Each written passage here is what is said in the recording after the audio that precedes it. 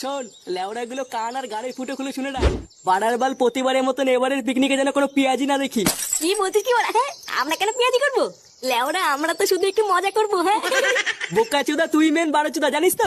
লেওড়ার বাল প্রতিবার তোর এই মজার জন্যই পিকনিকের গাড় মারা যায়। তোর না অনেকদিন পর পিকনিকে যাচ্ছি, তাই এই পিকনিকে যেন কোনো গাড় পেঁয়াজি না দেখি বলে দিলাম।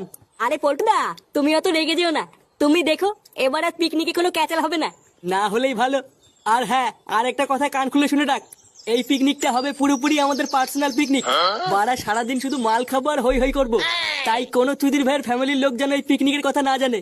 কথাটা যেন মনে থাকে। লেওরা তুই কি পাগল চুদা হয়ে গেলি নাকি?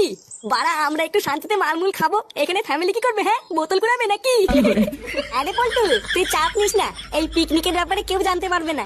হ্যাঁ, আর সন্ধ্যাবেলায় সবাই টাকা পয়সা নিয়ে তাতেই চলে আসবি। বাড়া মেনুতে কি হবে সব রেডি করতে হবে। আচ্ছা পল্টুদা, ঠিক আছে।